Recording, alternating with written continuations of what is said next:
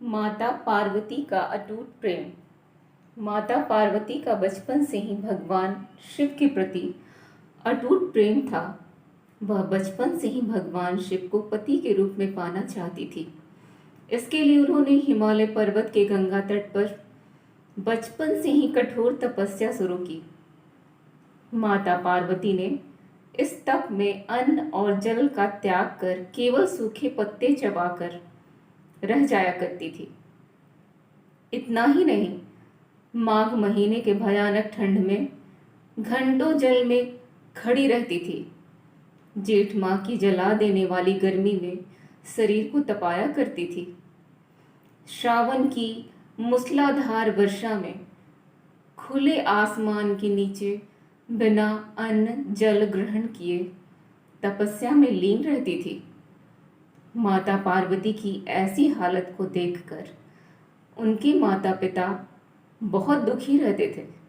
एक दिन माता पार्वती की तपस्या और पिता का दुख देखकर नारद मुनि भगवान विष्णु की तरफ से पार्वती जी के विवाह के लिए प्रस्ताव लेकर उनके पिता गिरिराज के पास आए। माता पार्वती के माता पिता नारद जी के इस प्रस्ताव से बहुत खुश हुए और बोले, यदि विष्णु स्वयं मेरी कन्या का वरण करना चाहते हैं तो भला मुझे क्या आपत्ति हो सकती है। यह तो हर पिता की इच्छा होती है कि उसकी पुत्री संपदा से युक्त पति के घर की लक्ष्मी बने। पिता की स्वीकृति पाकर नारद जी विष्णु के पास गए और उन्हें शुभ समाचार सुनाया कि पार्वती के पिता गिरिराज जी शादी के लिए तैयार हैं। उन्होंने अपनी स्वीकृति दे दी है। अब आप शादी की तैयारी शुरू कीजिए। परंतु जब इस अच्छी खबर को माता पार्वती को बताया गया तो माता पार्वती इसे सुनकर बहुत ही दुखी हो गई, क्योंकि वो अपने मन में भगवान शिव को अपना पति मान चुकी थी। उसके बाद माता पार्वती अपनी सखी के पास जाती है और अपनी समस्या को बताती है। कहती है कि मैंने सच्चे हृदय से भगवान शिव का वरण किया है, किंतु मेरे पिता ने मेरा विवाह विष्णु जी से निश्चित कर दिया है। मैं विचित्र धर्म संकट में हूँ। अब क्या करूँ? प्राण त्यागने के अलावा मेरे पास कोई रास्ता नहीं है। उनकी सखी बहुत ही समझदार और सूझबूझ वाली थी। सखी कहती है, पार्वती, इसमें प्राण त्यागने के कारण ही क्या है? संकट के समय धैर्य से काम लेना चाहिए। नारी का जीवन तभी सार्थक होता है जब वह एक बार अपने हृदय में किसी को पति के रूप में स्वीकार कर लेती है और पूरे जीवन उसी से निर्वाह करती है। उसके बाद सखी सलाह देती है कि मैं तुम्हें एक घनघोर जंगल में ले चलती हूँ, जो साधना स्थल भी है, और वहाँ तुम्हारे पिता तुम्हें खोज भी नहीं पाएंगे। वहाँ तुम साधना में लीन हो जाना।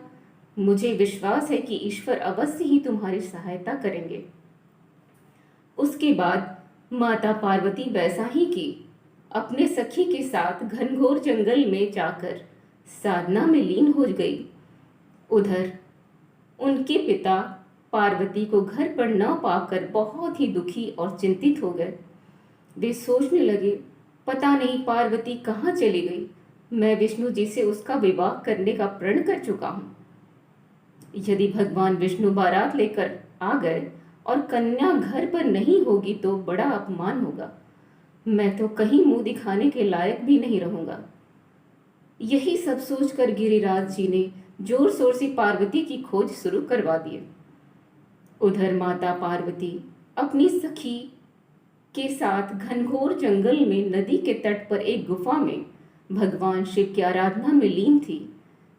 भाद्र महीना के शुक्ल पक्ष में तथा हथिया नक्षत्र में तृतीया के दिन माता पार्वती रेत का शिवलिंग बनाकर भगवान शिव का व्रत की।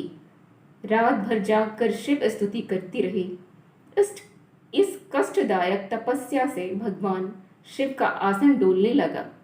उनकी समाधि टूट गई।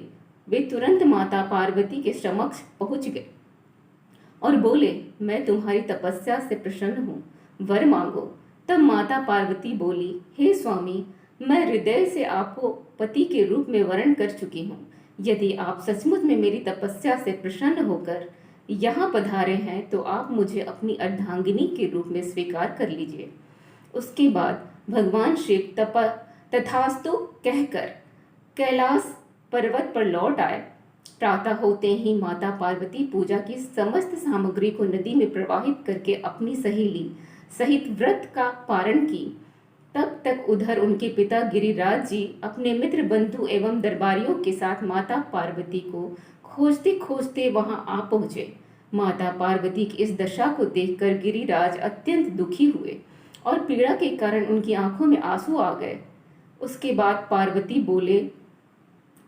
से बोले, आखिर बताओ तुम्हारी इस कष्टदायक तपस्या का उद्देश्य क्या है।